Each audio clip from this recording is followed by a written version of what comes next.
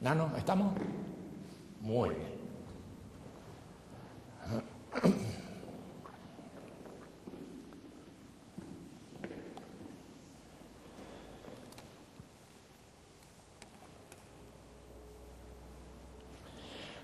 Hoy vamos a dirigirnos especialmente a los mensajeros que están reunidos en distintos parques del mundo. Nuestros comentarios se habrán de referir a las características más generales del mensaje. Comenzaremos por considerar los antecedentes del mensaje que se encuentran en dos materiales producidos en 1969. El primero es un escrito conocido como La mirada interna, que se comenzó a escribir en este lugar de Punta de Vacas en 1969 y que se editó por primera vez en 1972. El segundo antecedente es un discurso, una alocución, conocida como la arenga de la curación del sufrimiento, y que fue dada el 4 de mayo de 1969 en este mismo lugar. Estos materiales se continuaron difundiendo en distintos formatos y a ellos se agregaron desarrollos que se editaron como títulos y libros separados y que finalmente terminaron por configurar los volúmenes de las obras completas del autor. Creo acertado decir que toda la obra producida no pasa de ser un conjunto de adaptaciones y desarrollos temáticos de los dos antecedentes citados. Así es que, si bien la obra puede ser desdoblada en distintos géneros literarios, psicológicos, sociales y otros, el núcleo de las diferentes elaboraciones se reduce a los dos antecedentes mencionados. Por esto, los distintos escritos y las distintas intervenciones públicas no son sino extensiones, desarrollos y explicaciones de las producciones básicas que hemos mencionado anteriormente. Hace poco tiempo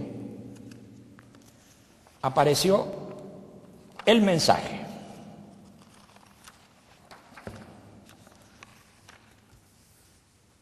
Plasmado por primera vez en un volumen publicado en julio de 2002 bajo el título de El mensaje de Silo. 3 partes dividen internamente a estos escritos: el libro, la experiencia y el camino. El libro no es sino la mirada interna. La experiencia es la parte práctica del mensaje plasmada a través de 8 ceremonias. Finalmente, el camino es un conjunto de reflexiones y sugerencias. Aquí podría terminar la consideración en torno al mensaje y sus antecedentes. Sin embargo, quisiera extenderme brevemente sobre algunos tópicos que, desprendiéndose de la arenga de la curación del sufrimiento, han servido de referencia y han permitido el desarrollo de temas individual y socialmente importantes, como lo referido a las distinciones entre dolor y sufrimiento. En la arenga, el conocimiento más importante para la vida está referido a la comprensión del sufrimiento y la superación del mismo sufrimiento. Lo importante es distinguir entre el dolor físico y el sufrimiento mental. Se sufre por 3 vías: la de la percepción, la del recuerdo, la de la imaginación. El sufrimiento delata el estado de violencia, violencia que está conectada al temor.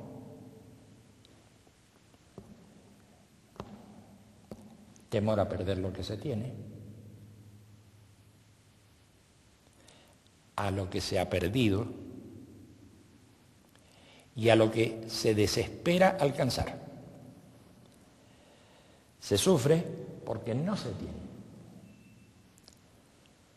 o porque se tiene temor en general, temor a la enfermedad, a la pobreza, a la soledad y a la muerte. La violencia tiene por raíz el deseo. El deseo aparece en distintos grados y formas, que van desde la ambición más desmedida hasta las aspiraciones más simples y legítimas. Atendiendo este punto, por la meditación interna, el ser humano puede reorientar su vida. El deseo motiva la violencia, que no queda en el interior de las personas, sino que contamina el medio de relación. También se observa aquí a las distintas formas de violencia, y no solamente a la primaria, que es la violencia física.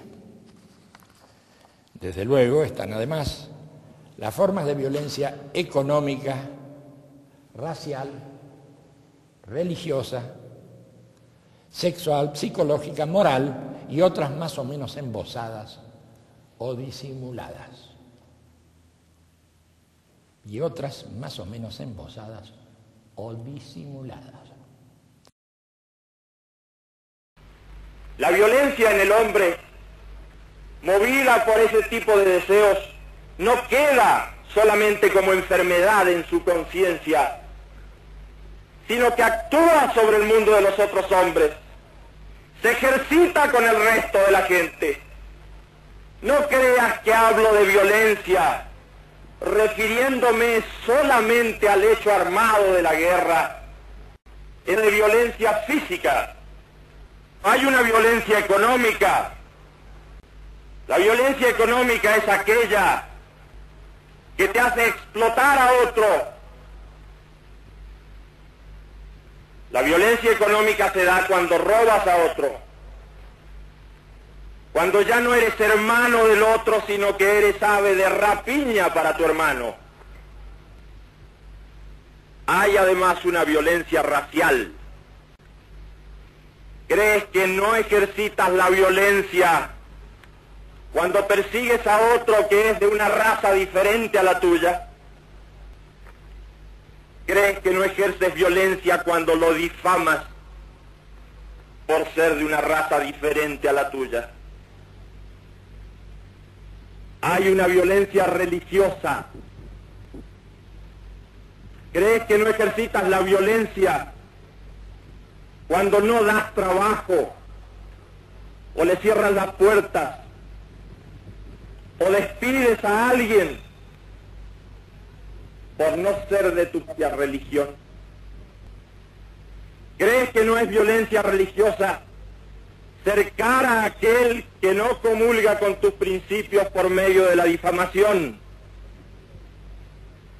Cercarlo en su familia, cercarlo entre su gente querida, porque no comulga con tu religión. Hay otras formas de violencia, que son las formas impuestas por la moral filistea. Tú quieres imponer una forma de vida a otros. Tú debes imponer la vocación al otro. Pero ¿quién te ha dicho a ti que eres un ejemplo que debe seguirse? ¿Quién te ha dicho que puedes imponer una forma de vida porque a ti te place? ¿Dónde está el molde? ¿Y dónde está el tipo para que tú lo impongas? He ahí otra forma de violencia.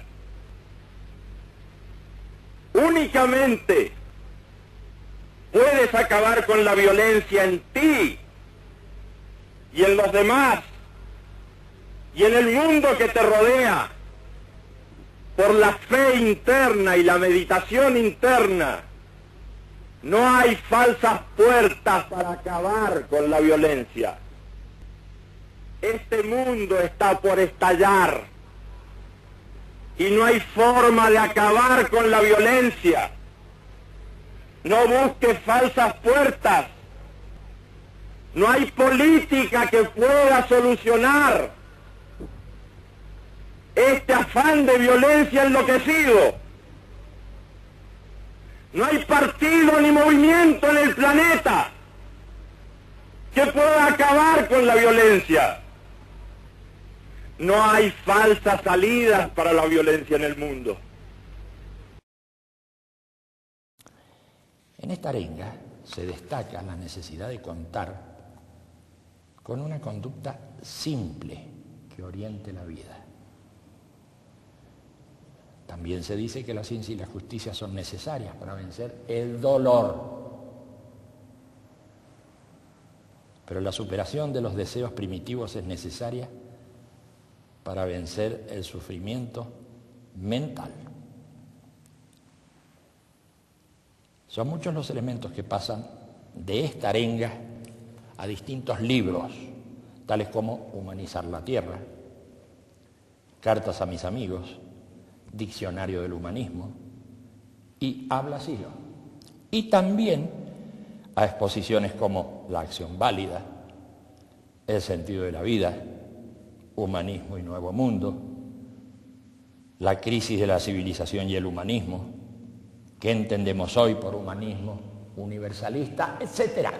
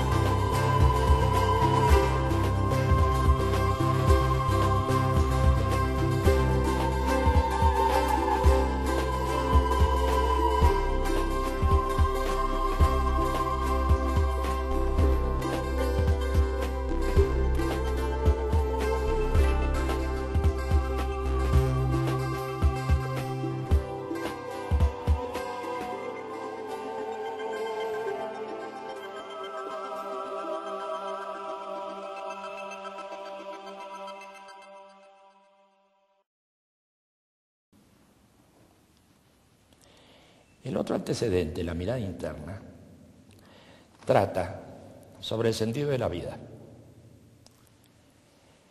El tópico principal sobre el que discurre es el estado psicológico de contradicción. Allí se aclara que el registro que se tiene de la contradicción es el sufrimiento y que la superación del sufrimiento mental es posible en la medida en que se oriente la propia vida hacia acciones no contradictorias en general y en particular hacia acciones no contradictorias en relación con otras personas. Este libro contiene el germen de la espiritualidad social y personal y de una psicología y antropología muy amplias que van desde los libros Psicología de la Imagen y Apuntes de Psicología hasta Mitos, Raíces Universales. También aparecen intervenciones públicas como Acerca de lo humano, la religiosidad en el mundo actual y el tema de Dios. Allí se producen nuevos desarrollos y aplicaciones de la mirada interna.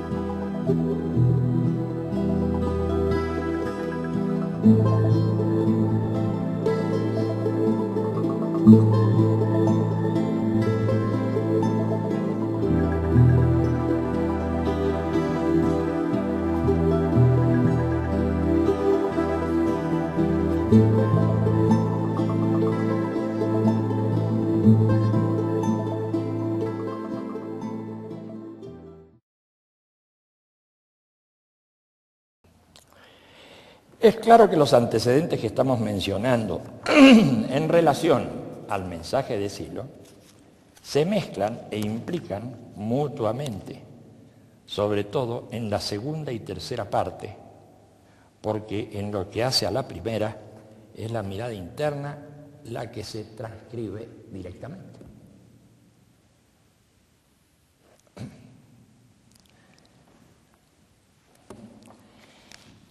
En obras literarias como las experiencias guiadas o en cuentos aparecen estas transcripciones, estas traducciones.